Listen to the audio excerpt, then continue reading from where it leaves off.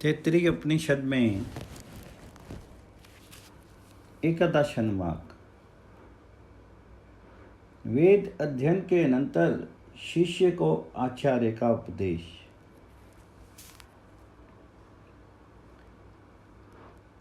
ब्रह्मैक्य विज्ञान से पूर्व श्रोत और समाप्त कर्मों का नियम से अनुष्ठान करना चाहिए। इसलिए वेद अनुच्य इत्यादि श्रुति से उनकी कर्तव्यता के उपदेश का आरंभ किया जाता है, क्योंकि अनुशासित ऐसी जो अनुशासन श्रुति है वह पुरुष के संस्कार के लिए, क्योंकि जो पुरुष संस्कार युक्त और विशुद्ध चित्त होता है उसे अनायास ही आत्मज्ञान प्राप्त हो जाता है। इस संबंध में तप से पाप का नाश करता है और ज्ञान से अमृतत्व लाभ करता है, ऐसी स्मृति है।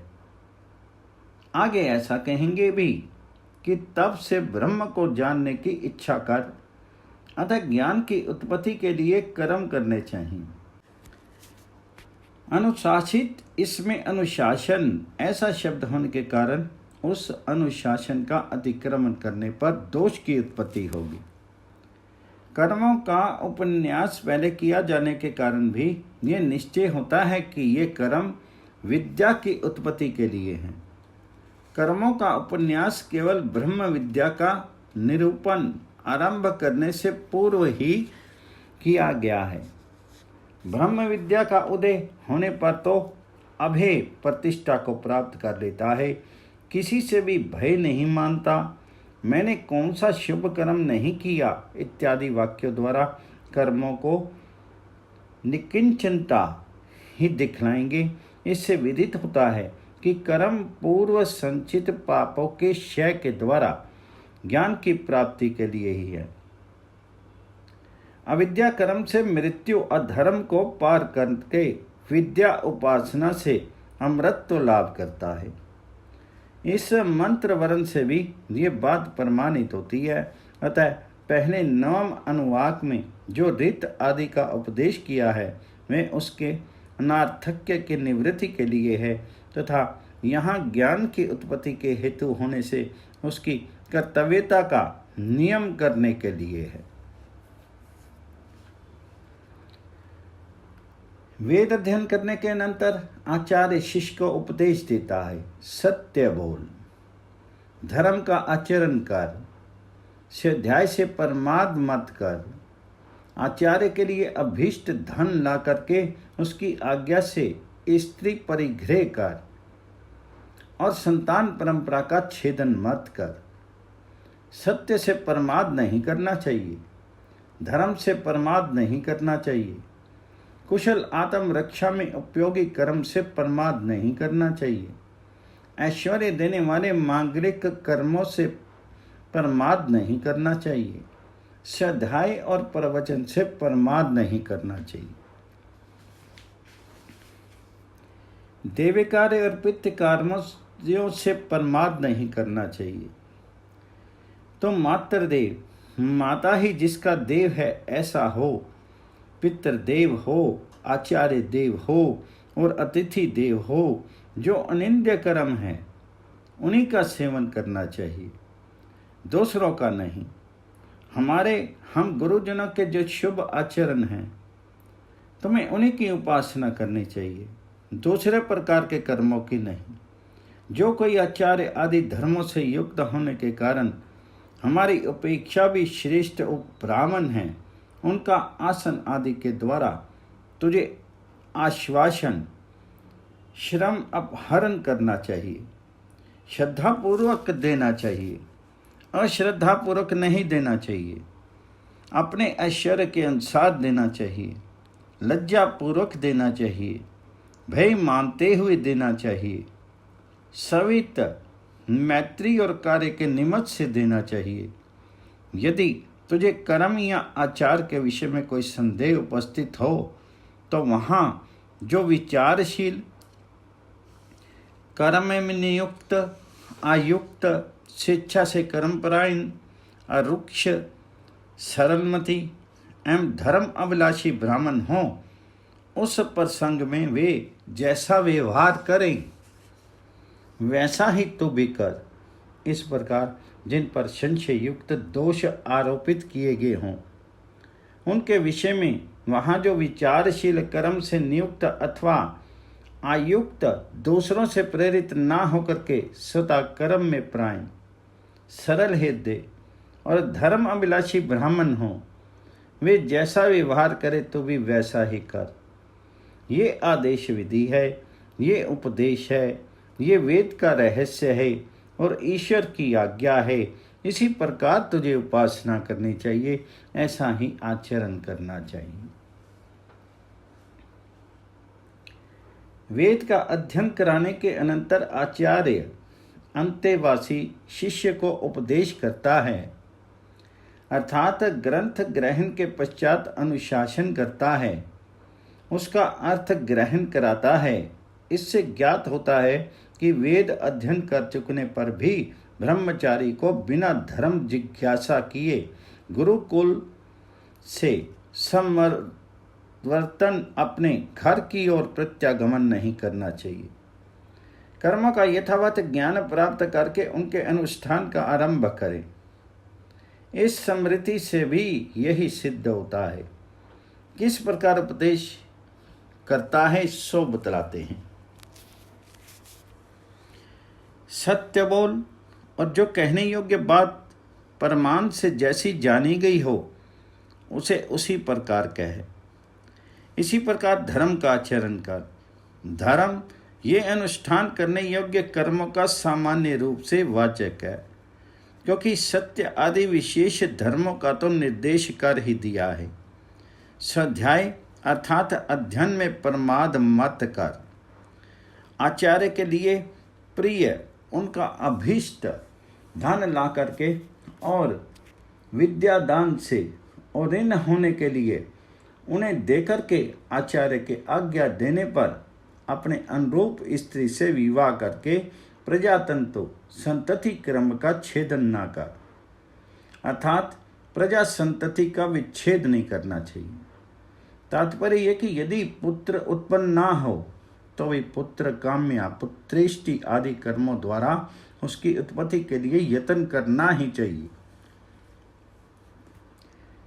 नवम अनुवाक में प्रजा, प्रजन और प्रजाति तीनों का निर्देश किया गया है। उसकी सामर्थ्य से यही बात सिद्ध होती है, अन्यथा वहाँ केवल प्रजन इस एक ही साधन का निर्देश किया जाता। सत्य से प्रमाद नहीं करना चाहिए। सत्य से प्रमाद का अभिप्राय है असत्य का प्रसंग। ये प्रमाद शब्द के सामर्थ्य से बोधित होता है। तात्पर्य यह है कि कभी भूल कर भी असत्य भाषण नहीं करना चाहिए। यदि ऐसा तात्पर्य ना होता तो ये केवल असत्य भाषण का निषेध किया जाता। धर्म से प्रमाद नहीं करना चाहिए। धर्म शब्द अनुष्ठेय कर्म विशेष का वाचक होने से उसका अनुष्ठान नहीं करना ही प्रमाद है। सो नहीं करना चाहिए, अर्थात धर्म का अनुष्ठान करना ही चाहिए। इस प्रकार कुशल आत्मरक्षा में उपयोगी कर्मों से प्रमाद नहीं करें। भूति वैभव को कहते हैं। उस वैभव के लिए होने वाले मंगल युक्त कर्मों से प्रमाद नहीं करें। स्वाध्याय और प्रवचन से प्रमाद नहीं करें। स्वाध्याय अध्ययन है और प्रवचन अध्यापन, उन दोनों से प्रमाद नहीं करें, अर्थात उनका नियम से आचरण करते रहें। इसी प्रकार देव कार्य और पितृ कार्यों से भी प्रमाद नहीं करें, अर्थात देवता और पितृ संबंधी कर्म अवश्य करने चाहिए। मातृदेव, माता है देव जिसका वह तुम मातृ देव हो। इस प्रकार पितृदेव हो, आचार्य देव हो, अतिथि देव हो, इनका अर्थ समझना चाहिए। तात्पर्य यह कि ये सब देवता के समान उपासना करने योग्य हैं। इनके सिवा और भी जो अनवंध्य अनिंद्य यानी शिष्टाचार रूप कर्म हैं, तेरे लिए वे ही सेवनीय यानी कर्तव्य हैं। अन्य निंदा युक्त कर्म भले ही वे शिष्ट पुरुषों के लिए किए हुए हों, तुझे नहीं करने चाहिए। हम आचार्य लोगों के भी जो सुचरित शुभ चरित्र अर्थात शास्त्र से अविरुद्ध कर्म हैं, उन्हीं की तुझे उपासना करनी चाहिए। अदृष्ट फल के लिए उन्हीं का अनुष्ठान करना चाहिए, अर्थात तेरे लिए वे ही नियम से कर्तव्य हैं, दूसरे नहीं। अर्थात उससे विपरीत कर्म आचार्य के लिए किए हुए भी कर्तव्य नहीं है। जो कोई भी आचार्य तत्व आदि धर्मों के कारण विशिष्ट अर्थात हमसे श्रेष्ठ बड़े हैं तथा वे ब्राह्मण भी हैं, क्षत्रिय आदि नहीं हैं, उनका आसन आदि के द्वारा अर्थात उन्हें आसन आदि दे करके तुझे प्रश्वास का अर्थ है आश्वासन यानी श्रम अपहरण करना चाहिए। तात्पर्य ये कि तुझे उनका श्रम निवृत्त करना चाहिए तथा किसी गोष्ठी सभा के लिए उन्हें उच्चासन प्राप्त होने पर तुझे प्रश्वास दीर्घ निश्वास भी नहीं छोड़ना चाहिए।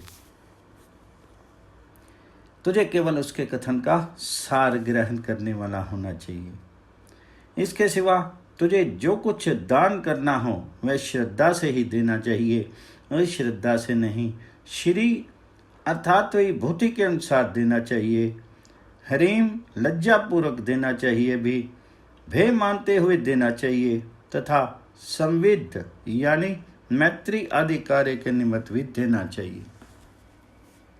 फिर इस प्रकार बरते हुए तुझे यदि किसी समय किसी श्रोति या समाप्त कर्म अथवा आचरण रूप वृत्त व्यवहार में संशय उपस्थित हो तो वहाँ उस देश या काल में जो ब्राह्मण नियुक्त हों, इस प्रकार तत्र इस पद का युक्ता इस व्यवधान युक्त पद से संबंध करना चाहिए।